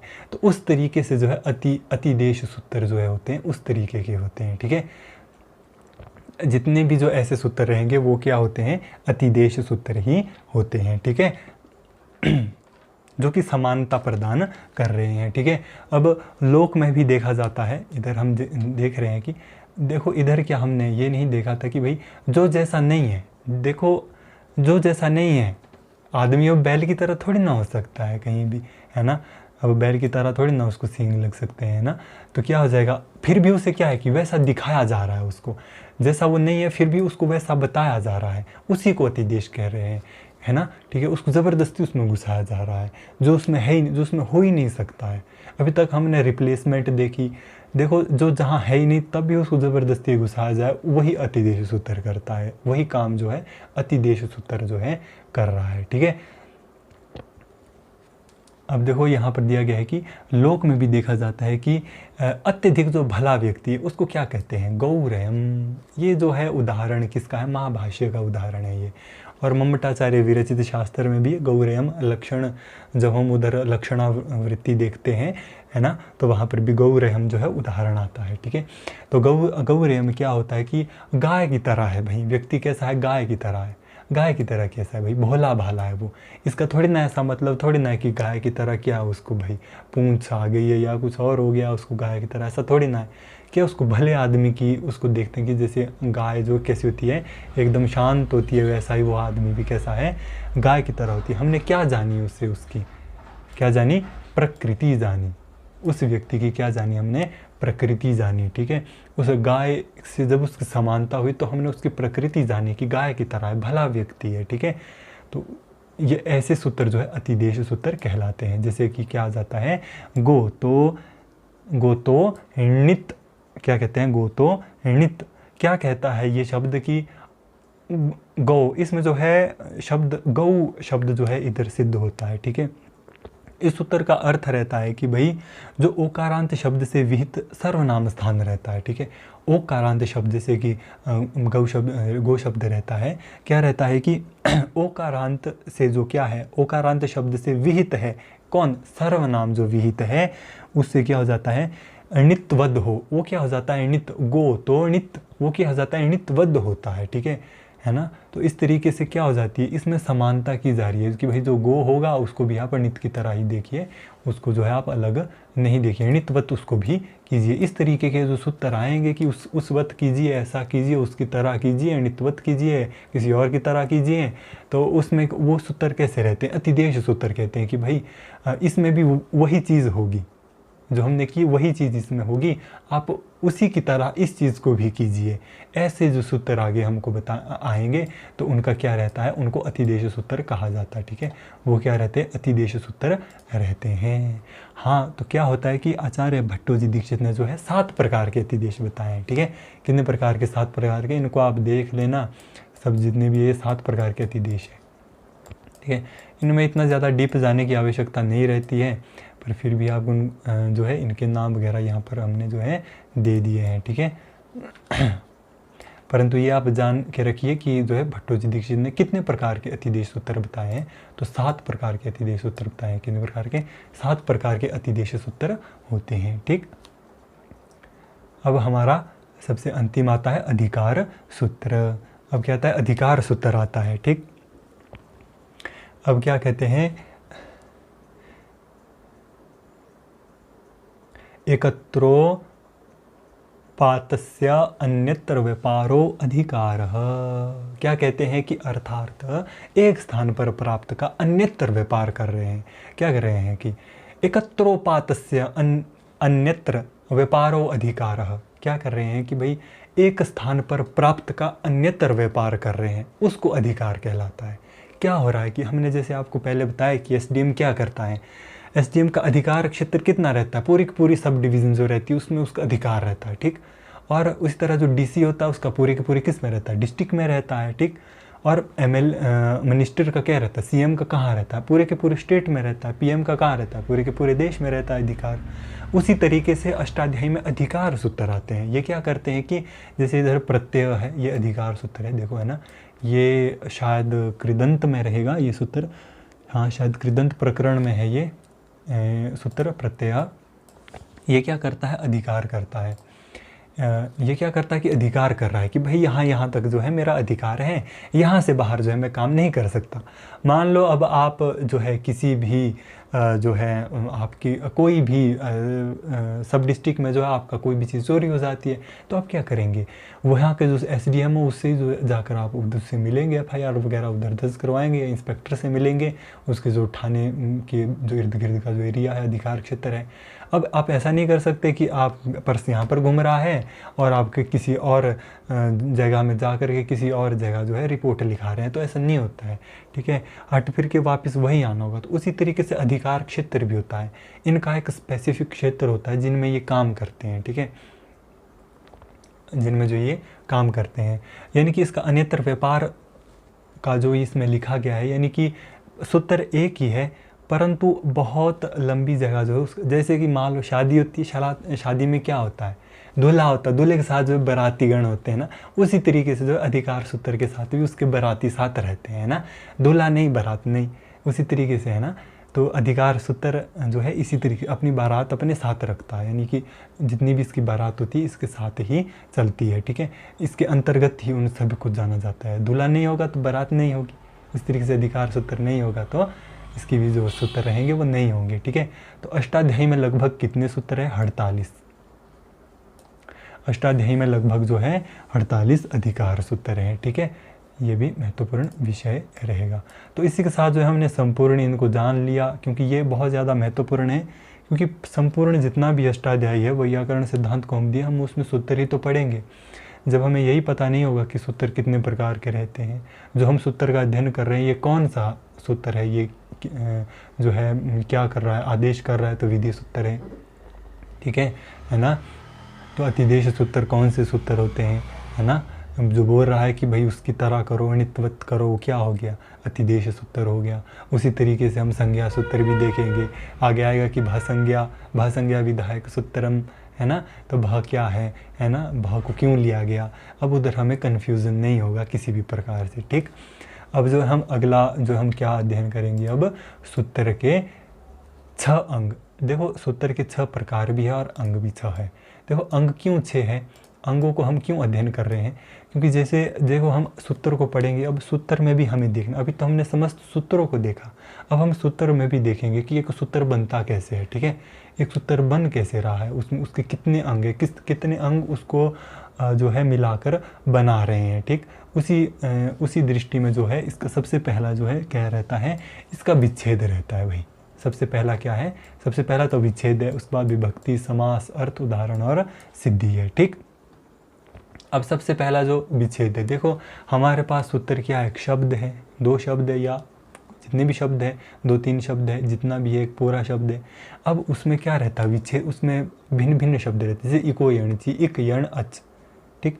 उसका जो है अलग अलग करना, उसको सबसे पहले तो उसको हमें समझना है। सूत्रों के जो ये अंग हैं, इनको अंग से हम सूत्र को ही समझेंगे कि सूत्र को हम जाने कैसे, ठीक।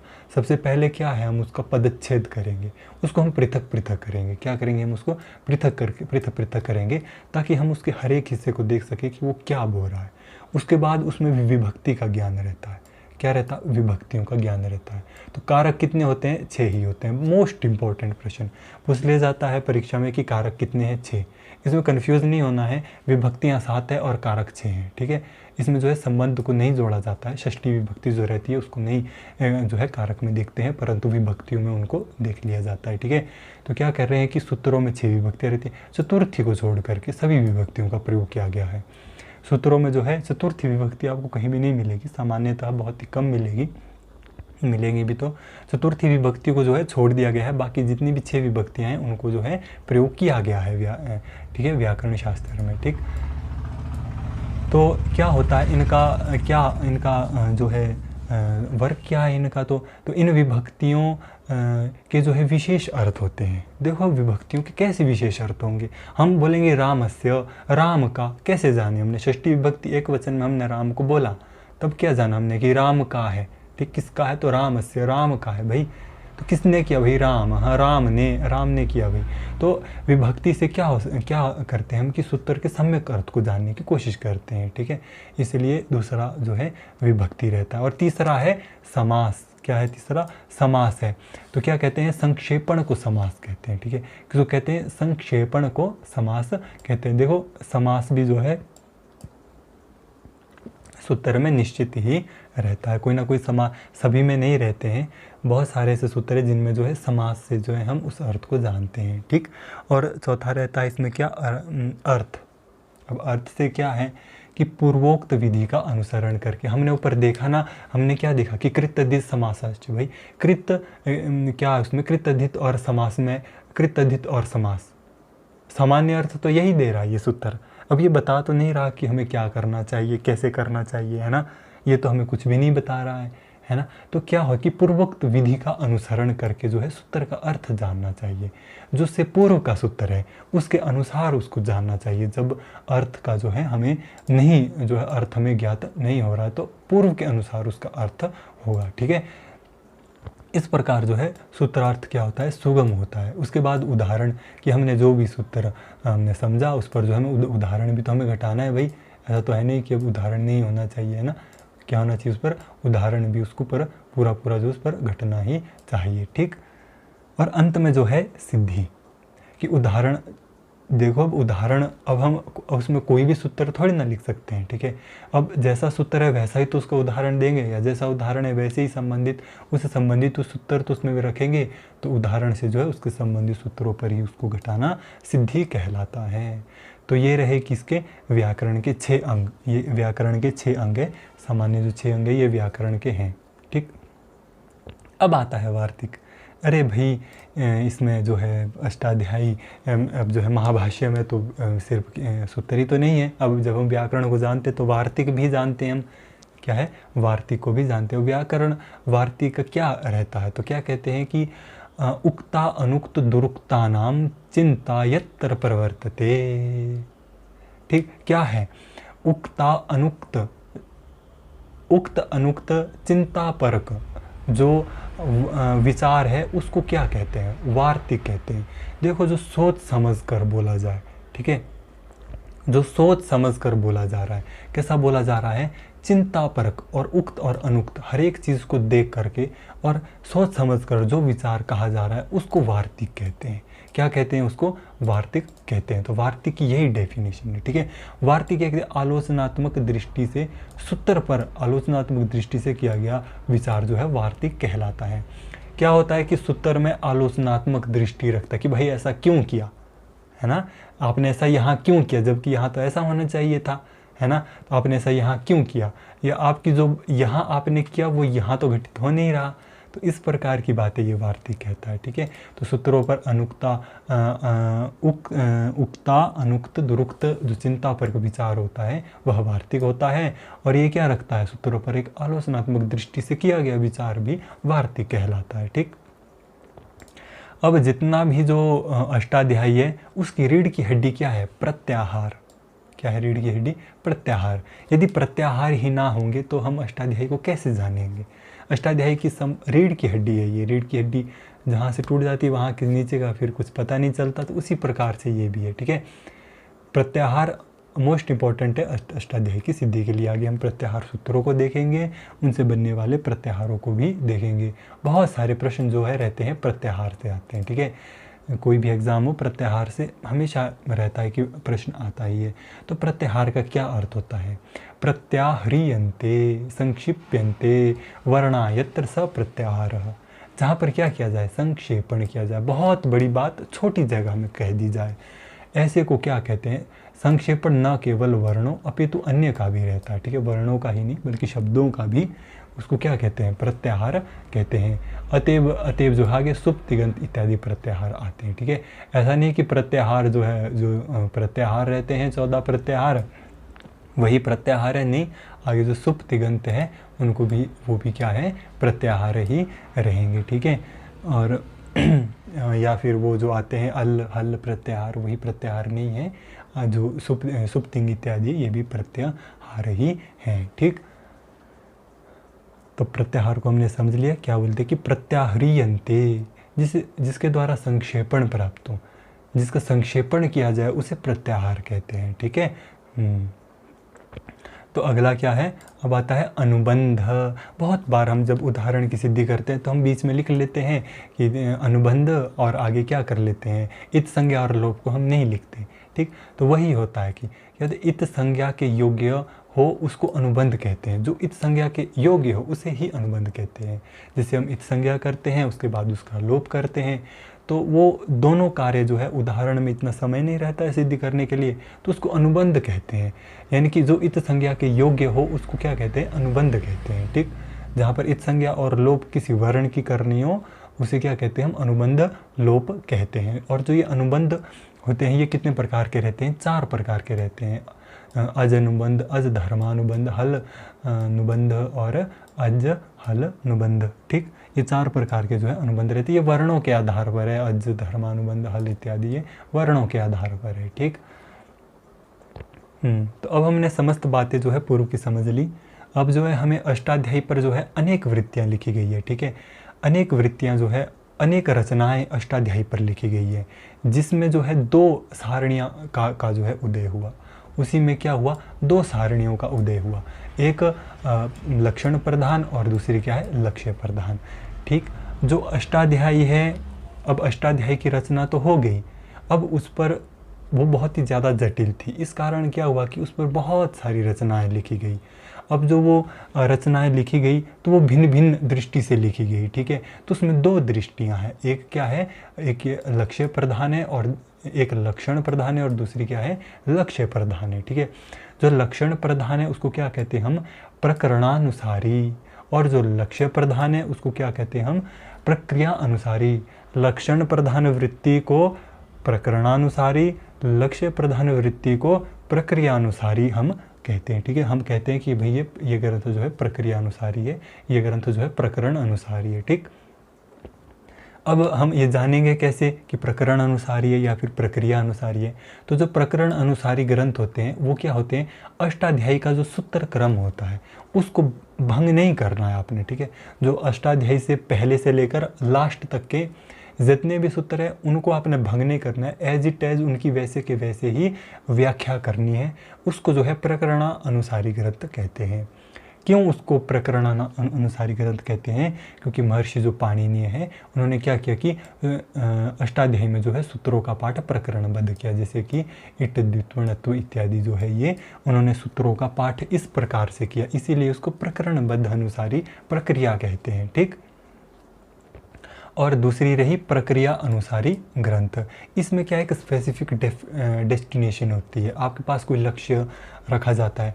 जैसे मान लो अब किसी व्यक्ति को जो है संधि का ज्ञान लेना है, बाकी उसको कुछ भी नहीं पढ़ना, तो वो क्या कर सकता है, अपने संधि प्रकरण खोला पढ़ लिया।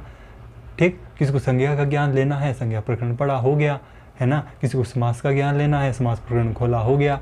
ठीक, तो इस प्रकार से जो है ये प्रक्रिया अनुसारी ग्रंथ रहते हैं। ठीक, इसमें क्या होता है कि जो भी हम लक्ष्य चाह रहे हैं उसके अनुसार ही जो है व्यवस्थित करके व्याख्या की जाती है अष्टाध्यायी ही। परंतु जो हमारा स्पेसिफिक डेस्टिनेशन, जो हमारा लक्ष्य है, सिर्फ उसी के आधार पर जो है हमने क्या करना है, जो है ग्रंथ को बनाना है, व्याख्या करनी है, व्याकरण को जानना है। ठीक, अब जो प्रक्रिया अनुसारी है इसमें जो है सर्वप्रथम ग्रंथ कौन सा प्राप्त होता है। ठीक, तो सर्वप्रथम ग्रंथ जो है रूपावतार प्राप्त होता है। ये किसका लिखा हुआ है, धर्म कीर्ति द्वारा, श्री मुनि धर्म कीर्ति द्वारा जो है ये ग्रंथ प्राप्त होता है। सबसे सर्वप्रथम ग्रंथ है ये, प्रक्रिया अनुसारी जो सर्वप्रथम ग्रंथ है। इससे पूर्व जो है प्रकरण अनुसारी ग्रंथ ही लिखे जाते थे। सबसे पूर्व का जो ये ग्रंथ है प्रक्रिया अनुसारी जो है, इससे पहले प्रकरण अनुसारी ग्रंथ लिखे जाते थे। अब कैसे लिखे जाते हैं, इसके पश्चात प्रक्रिया अनुसारी ग्रंथ जो है लिखे जाने लगे। ठीक, स्पेसिफिक डेस्टिनेशन देखा जाने लगा कि हमें क्या चीज़ चाहिए, ये चीज़ चाहिए, और उसको अलग करके उन्होंने जान लिया। उसमें जो है रूपावतार जो है धर्म कीर्ति ने लिखी, परंतु इसमें केवल रूप उदाहरणों को ही ज़्यादातर दिया गया। ठीक है, उसके बाद इसी के आधार पर जो है क्या किया, मुनि विमल सरस्वती जी ने क्या किया कि रूपमाला बनाई। क्या बनाई इन्होंने, रूपमाला ग्रंथ बनाया। ठीक है, मेन उद्देश्य जो है इन्होंने इसी के आधार पर बनाया। इसको किसके आधार पर बनाया, रूपमाला के आधार, रूपावतार के आधार पर ही विमल सरस्वती जी ने जो है रूपमाला नामक का ग्रंथ बनाया प्रक्रिया अनुसारी। ठीक, उसके बाद मुनि रामचंद्र जी आए, इन्होंने इन चीज़ों को देखा परखा। इन्होंने जो है रूपमाला इत्यादि की तरह इन्होंने नहीं रखा। इन्होंने क्या किया कि उदाहरण के साथ इन्होंने जो है सूत्र के साथ उदाहरण करके एक प्रक्रिया बनाना शुरू कर दी। ठीक है, प्रक्रिया इन्होंने जो है बनाना शुरू कर दी, और इन्होंने क्या किया कि अपना प्रक्रिया कौमुदी नामक इन्होंने ग्रंथ बना दिया। ठीक, इन्होंने प्रक्रिया के अनुसार प्रक्रिया कौमुदी नामक का ग्रंथ बना लिया अपना। परंतु इसमें बहुत सारी त्रुटियां रही। क्या त्रुटियां रही कि इसमें जो अष्टाध्यायी के संपूर्ण जो है सूत्र इसमें नहीं थे। एक तो इसमें संपूर्ण सूत्र अष्टाध्यायी के नहीं थे, और दूसरा जो इन्होंने आधे अधूरे लिखे थे वो भी कुछ नियमबद्ध नहीं थे, ठीक है। उसमें भी कहीं ना कहीं जो है नियम का जो है गड़बड़ रहता था, आना आगे पीछे वाले नियम अलग, इनको सम्यक तरीके से जो इन्होंने उनको नहीं लिखा, ठीक। उसी पर जो है भट्टोजी दीक्षित आए। उसके बाद कौन आए? भट्टोजी दीक्षित आए, ठीक है। कौन आया उसके बाद? भट्टोजी दीक्षित। कहा माना जाता है कि जो ये रामचंद्र जी हैं, श्री रामचंद्र जी है, ये भट्टोजी दीक्षित के क्या रहे हैं? गुरु रहे हैं। क्या रहे हैं? भट्टोजी दीक्षित के गुरु। आपको आ सकता है कि जो है रामचंद्र भट्टोजी दीक्षित के गुरु का क्या नाम था? तो श्री रामचंद्र जो है भट्टोजी दीक्षित के गुरु का नाम था। इन्होंने क्या किया कि प्रक्रिया कौमुदी को इन्होंने देखा, उसकी त्रुटियाँ को इन्होंने जाना, परखा, और उसी आधार पर जो इन्होंने वैयाकरण सिद्धांत कौमुदी नामक ग्रंथ बनाया, ठीक। इन्होंने क्या किया? उनकी त्रुटियों को सारा का सारा दूर कर दिया और पूरी की पूरी अष्टाध्यायी को जो है वैयाकरण सिद्धांत कौमुदी नामक ग्रंथ में इन्होंने रचना जो है पूरी की पूरी कर ली, ठीक है। तो ये रहा प्रक्रिया अनुसारी ग्रंथ और प्रकरण अनुसारी प्रक्रिया। अब जो है जब हाँ, अब जो है इधर आता वैयाकरण जो सिद्धांत कौमुदी है, ठीक। हमने वैयाकरण सिद्धांत कौमुदी भट्टोजी दीक्षित द्वारा विरचित है। ये जो है 2 भागों में विभक्त है। क्या है यह? 2 भागों में जो है यह क्या है? विभक्त है। एक जो है पूर्वार्ध और दूसरा उत्तरार्ध। इन 2 भागों में जो है वैयाकरण सिद्धांत कौमुदी जो है क्या है? विभाजित है, ठीक। जो है पूर्वार्ध में ये सभी है ना, पूर्वार्ध में जो है ये सब ये संज्ञा परिभाषा संधि सुबंत अव्यय स्त्री प्रत्यय कारक समास तदित, ये जो है पूर्वार्ध में है, ठीक। और उत्तरार्ध में कौन से हैं? प्रक्रियाएं हैं। उत्तरार्ध में क्या है? प्रक्रियाएं, कृदंत और स्वर प्रकरण है। ये जो स्वर प्रकरण है ये जो है वैदिक व्याकरण के अनुसार है, ठीक है। जो स्वर प्रकरण में इसे आप वैदिक व्याकरण भी कह सकते हैं। इसमें वेदों के विषय जो है इस स्वर प्रकरण में रहते हैं, ठीक है।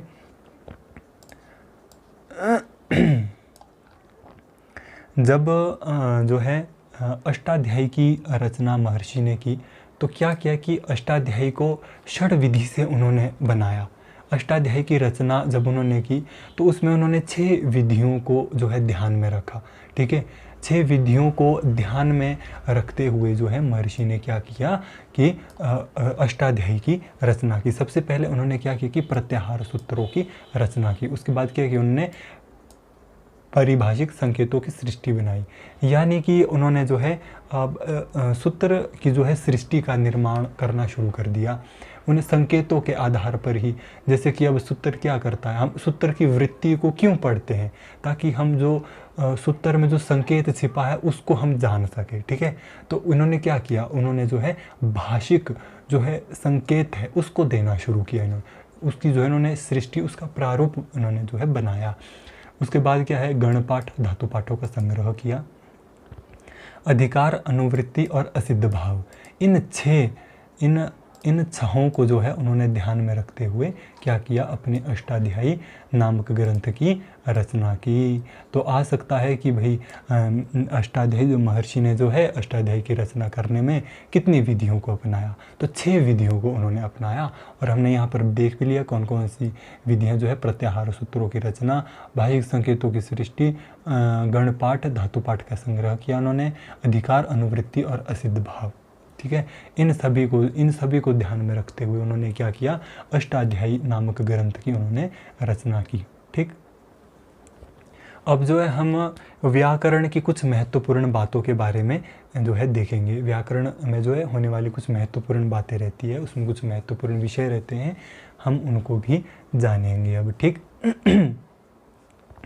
अब क्या रहता है कि क्या बोलते हैं कि बिना व्याकरण के भाषा प्राय विशृंखल और अधूरी रहती है। क्या रहती है उसमें? मतलब अधूरी रहती है प्राय भाषा, और क्या रहती है? तो सर्वप्रथम इसको क्या किया कि देवों ने अनुभव किया, कि कहा कि भाई अब हमारी भाषा तो है नहीं, ठीक है। अब हम कोई भी है ना, किसी भी भाषा में आपको दे जाएगा गाली, आप समझेंगे कि वाह वाह हो रही है जी, है ना। तो देवों ने इस बात को अनुभव किया कि भाई भाषा बहुत ज़्यादा ज़रूरी है ना, जीवन के लिए भाषा का होना भी बहुत ज़्यादा ज़रूरी है। तो उन्होंने क्या की? वे देवराज इंद्र के पास गए, उनसे उन्होंने क्या की? प्रार्थना की कि भाई हे देवराज इंद्र, आप क्या करें? भाषा को क्या करें? व्याकृत करें, ठीक। और तब क्या किया कि इंद्र ने जो है वाणी को व्याकृत किया। इस जो ये जो संहिता है, इस संहिता में जो है क्या इसके जो है क्या रहता है, इसका जो है इस संहिता में जो है हमें क्या देखने को मिलता है। जैसे यहाँ पर बाघ वही ते देवा इंद्रम ब्रुवन, ठीक है, ब्रुवन, इसमें जो है ये इसका क्या है एक उदाहरण रहता है। ठीक है, तो सर्वप्रथम क्या कि ये कहानी है, स्टोरी है, इससे ज़्यादा कुछ भी नहीं। अब जो है आता है युधिष्ठिर का मत, मीमांसक युधिष्ठिर का मत, जो बहुत ज़्यादा महत्वपूर्ण है। ठीक है, जो महर्षि पाणिनि है, उन्होंने जो है अपने अष्टाध्यायी में 10 पूर्वाचार्य को स्मरण किया है। इसका क्या अर्थ हुआ? उन्होंने जब अपने अष्टाध्यायी ग्रंथ की रचना की तो उन्होंने जो है पूर्व के 10 आचार्यों के मतों को भी लिखा। जैसे उधर भारद्वाजस्य मतम इत्यादि चीज़ें आता है, तो उन्होंने कितने पूर्वाचार्यों का मत ग्रहण किया? सिर्फ 10 आचार्यों के मतों का उन्होंने ग्रहण किया। ठीक, उन्होंने उन्हें एज इट इज़ वैसे का वैसा ही अपनाया, माना, है ना। तो जो है मीमांसक युधिष्ठिर का क्या मत है कि जो है महर्षि पाणिनि से पूर्व लगभग व्याकरण के 80 प्रवक्ता हो चुके थे। कितने प्रवक्ता हो चुके थे? लगभग 80 जो है प्रवक्ता या जो है व्याकरण हो चुके थे, जिन्होंने कि अपने अपने व्याकरणों का निर्माण किया। परंतु जो है महर्षि पाणिनि ने क्या किया कि उनमें से जो है सिर्फ 10 ही पूर्वाचार्यों के मतों को ग्रहण किया। ठीक, ये संस्कृत का नाम प्रकृति प्रत्यय विभाग रूप संस्कृत से युक्त होने के कारण इस भाषा का नाम जो है संस्कृत पड़ा। अब क्या आता है कि शब्द के ज्ञान, आपको आ सकता है किसी परीक्षा में कि शब्द का ज्ञान और अपशब्द के जो परिहार हैं उसका सर्वोत्कृष्ट उपाय क्या है। तो सर्वोत्कृष्ट की उपाय क्या है? उसका व्याकरण उसका सर्वोत्कृष्ट उपाय है। अब आता है कि व्याकरण का नामांतर क्या है, कि व्याकरण का दूसरा नाम क्या है? शब्दानुशासन है। तो ये किसने बोला गया है? ऊपर हमने आपको बताया था किसने बोला है, कहाँ पर बोला है। ठीक है ना, कहाँ बोला है? महाभाष्य में जो है ये कहा गया है कि यह था शब्दानुशासनम, अब शब्द का अनुशासन। तो ये क्या है? व्याकरण का नामांतर है। पाणिनीय शिक्षा बहुत महत्वपूर्ण है, इसको भी हम देखेंगे आगे। मुखम व्याकरणम स्मृतम, आ सकता है आपका कि मुखम व्याकरणम स्मृतम ये जो है कहाँ लिखा गया है? तो किस में लिखा गया है? ये पाणिनीय शिक्षा में जो है यह लिखा गया है कि जो व्याकरण है वो क्या है? वेद पुरुष का मुख है। ठीक, भर्तृहरि, ये व्याकरण की दृष्टि से भी भर्तृहति लिख दिया, इधर भर्तृहरि होगा, भर्तृहरि है। ठीक है, भर्तृहरि है इधर। ठीक, ये भर्तृहरि जो है ये क्या है? व्याकरण की दृष्टि से और साहित्य दोनों की दृष्टि से बहुत ही महत्वपूर्ण कवि है। ठीक है, बहुत महत्वपूर्ण मुनि ये रहे हैं। पहले राजा थे, फिर इन्होंने संन्यास ग्रहण कर लिया, है ना। ये व्याकरण की दृष्टि से भी और साहित्य दोनों दृष्टि से बहुत महत्वपूर्ण है। इनका जीवनी भी इनकी बहुत महत्वपूर्ण है। ठीक है, इन्होंने क्या कहा कि वेदांग में जो है इन्होंने सर्वप्रधान अंग किसको माना? व्याकरण को माना। किसको माना? सर्वप्रथम या सर्वप्रधान अंग किसको किया इन्होंने स्वीकार? व्याकरण को किया। आप आ सकता है कि भर्तृहरि ने जो है वेदांग में से जो है कौन सा जो है प्रमुख अंग किसको स्वीकार किया? तो वो जो है कौन है? व्याकरण है। ठीक है ना। तो अष्टाध्यायी पर सबसे प्राचीन जो टीका है वो क्या है? काशिका वृत्ति है। कौन सी है? काशिका वृत्ति। ये आगे सिलेबस में आती है, शायद एमए में ये शायद होगी ये एमए में जो है। इसमें क्या रहता है कि ये किसकी रचना है? जयादित्य वामन की जो है ये रचना है। जयादित्य वामन की जो है ये रचना है। ठीक, आंग्ल टीका कि इंग्लिश में किसने लिखा भाई? इंग्लिश में सबसे पहले किसने लिखा? तो किसने लिखा? श्रीश चंद्र वसु ने जो है इंग्लिश में आंग्ल टीका जो है लिखी। तो कारक प्रकरण में हिंदी टीका किसने लिखी? सबसे पहले कपिल देव द्विवेदी की प्राप्त होती है। किसकी प्राप्त होती है? कपिल देव द्विवेदी की। हमने सामान्य विषय भी देख लिए, जिनकी बात मैं पूर्व में कर रहा था कि हम सामान्य विषय भी देखेंगे। अब क्या आता है? मंगलम। अब हम मंगलाचरण देखेंगे। लघु सिद्धांत कौमुदी, मध्य और वैयाकरण सिद्धांत कौमुदी के हम मंगलाचरण देखेंगे। बहुत सारी ऐसी परीक्षाएं होती हैं जिनमें मंगलाचरण से ज़रूर प्रश्न पूछा जाता है। कई बार तो हर साल ही पूछ लिया जाता है। मंगलाचरण से कोई ना कोई प्रश्न हर साल पूछ लिया जाता है। ठीक है, तो हम लघु सिद्धांत कौमुदी के मंगलाचरण से शुरुआत करते हैं। नत्वा सरस्वतीं देवीं शुद्धां गुणायां करोम्यहं पाणिनीय प्रवेशाय लघु सिद्धांत कौमुदीं। क्या कहते हैं कि अहम शुद्धाम गुण्याम सरस्वतीम देवीम नत्वा पाणिनीय प्रवेशाय लघु सिद्धांत कौमुदीम करोमि। अहम अहम कौन, मैं वरधराज क्या कर रहा हूँ, शुद्धाम शुद्ध, गुण्याम और क्या, उत्तम गुण वाली, जिसके गुण क्या हो, सबसे उत्तम हो, सरस्वतीम देवीम, सरस्वती देवी को क्या करता हूँ, सरस्वतीम देवीम, सरस्वती देवी को क्या करता हूँ मैं, नत्वा क्या करता हूँ, प्रणाम करके, क्या करता है, पाणिनीय प्रवेशाय, पाणिनि मुनि के बनाए हुए व्याकरण शास्त्र में जिज्ञासु छात्रों के प्रवेश के लिए लघु सिद्धांत कौमुदी, लघु सिद्धांत कौमुदी करोमि, करता हूँ, बनाता हूँ, रचना करता हूँ, ठीक है ना। इस प्रकार से जो है वे मंगलाचरण करते हैं। इसमें क्या है, अब हम इसमें छोटी छोटी बातें देखेंगे कि इसमें कर्तरी-पद कौन सा है। कर्तरी-पद कौन है, इसमें अहम है, ठीक है। कर्तरी-पद क्या है, अहम है। क्या है कर्तरी-पद, अहम है, ठीक। और है ना, अब इसकी क्रिया क्या है, तो प्रधान क्रिया क्या है, करो भाई, कर रहा है। क्रियापद क्या है, कर रहा है ना, करोमि क्या है, क्रिया है, ठीक, धातु है, क्रिया है। उसके बाद गौण क्रिया, इसमें गौण क्रिया भाई क्या कर रहे हैं, नमस्कार कर रहे हैं, ठीक है, क्या कर रहे हैं, नमस्कार कर रहे हैं। तो नमस्कार क्या है, इसमें गौण क्रिया है, क्या है, गौण क्रिया क्या है, इसमें नमस्कार है, ठीक।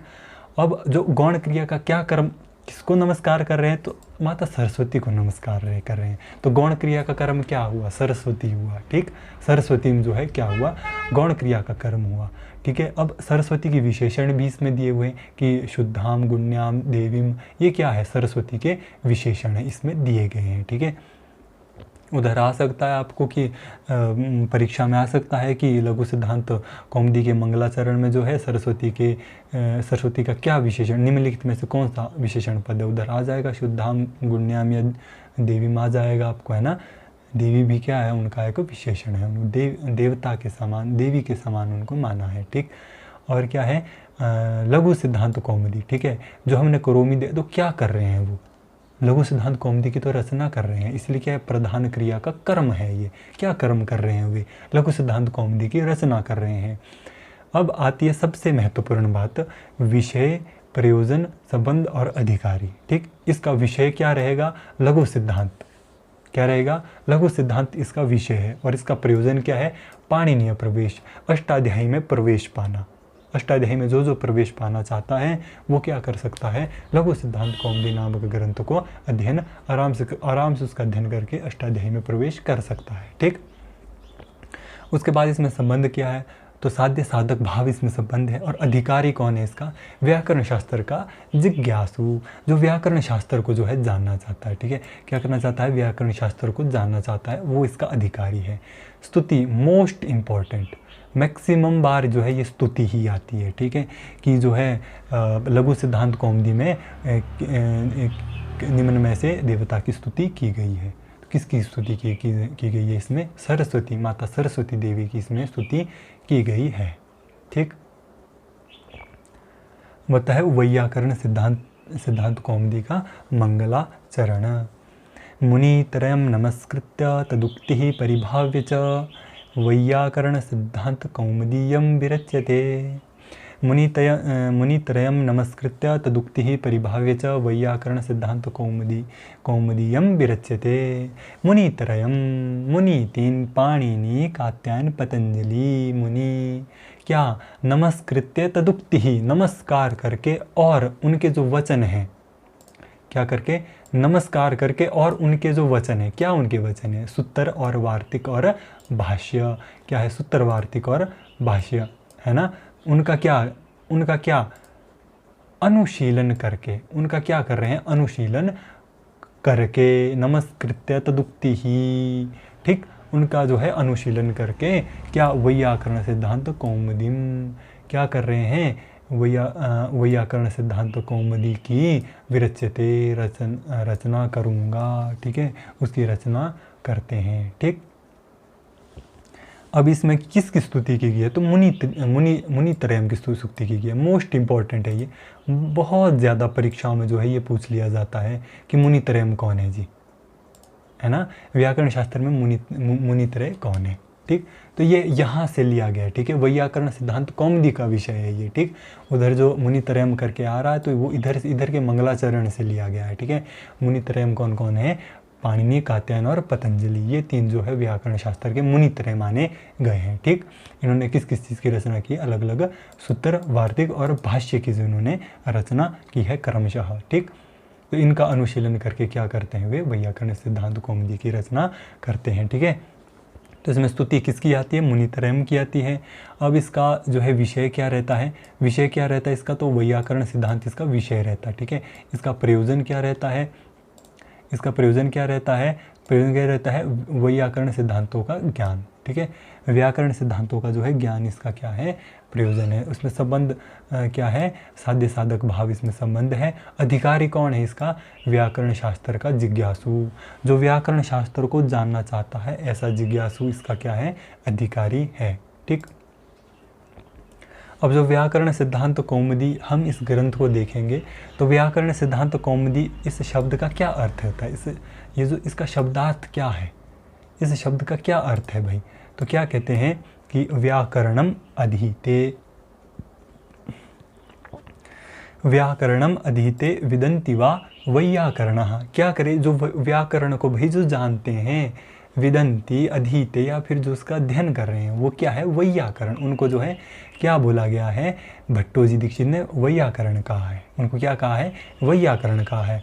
उनका क्या? तेषाम सिद्धांतः, उनका जो सिद्धांत है, एवं एते शब्दाः साध्व इति निश्चितार्थः तेषाम कौमुदी चंद्रिका। चंद्रिका, कौमुदी, चंद्रिका है भाई, प्रकाशिका है। किसकी? शब्दाः साधु शब्दों की, और निश्चितार्थः, ठीक। शब्दार्थः, शब्द से निश्चितार्थः यत् अस्ति, उसकी क्या है? ये उसकी क्या है? चंद्रिका है, कौमुदी है। तो ये वैयाकरण सिद्धांत कौमुदी का सामान्य अर्थ हुआ, ठीक। अब अंतिम है इस वीडियो का। अब ये वीडियो भी समाप्त होने जा रही है। इसका अंतिम ये मंगलाचरण रहेगा। ये किसका है? मध्य सिद्धांत कौमुदी का मंगलाचरण है, ठीक। क्या कहते हैं कि नत्वा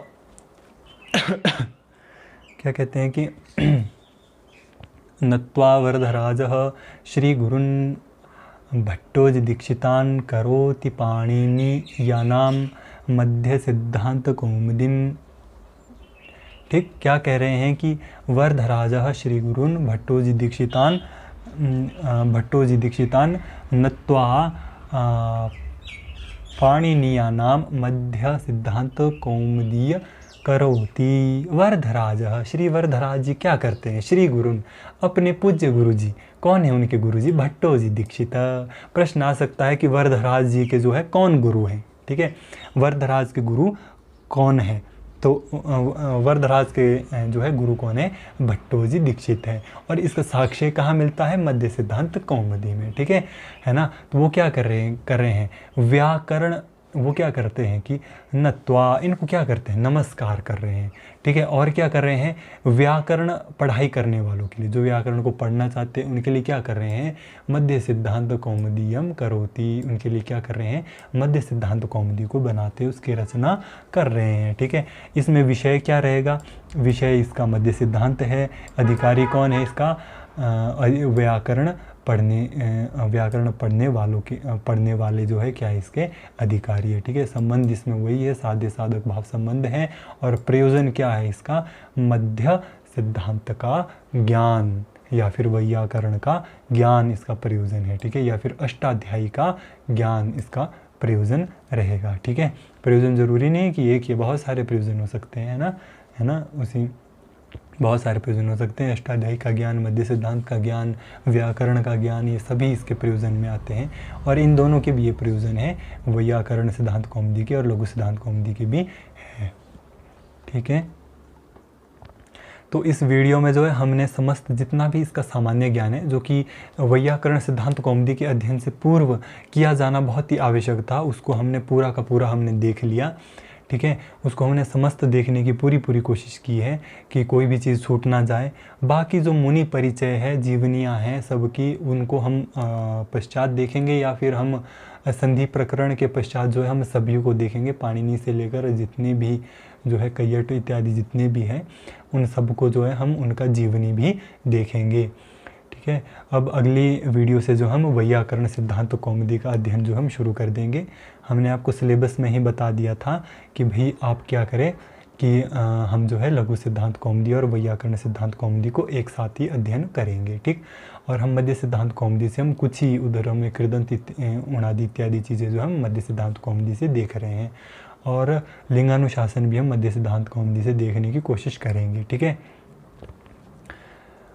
अगर आप जो है इस वीडियो में प्रथम बार आए हैं तो आप जो है हमारे व्हाट्सएप ग्रुप में भी ज्वाइन कर सकते हैं, जिसके लिए कि जो है ये व्हाट्सएप नंबर हमने दिया है, ये हमारा व्हाट्सएप नंबर है। इसमें आप हमें मैसेज कीजिए, हम जो है आपको अपने ऑफिशियल जो हमारा संस्कृत जिज्ञासा HP है, जिसमें कि इस समय 100 से भी ज़्यादा जो है 100 से भी ज़्यादा बच्चे जिसमें ज्वाइन हुए हैं, उसमें जो है हम आपको ऐड कर लेंगे।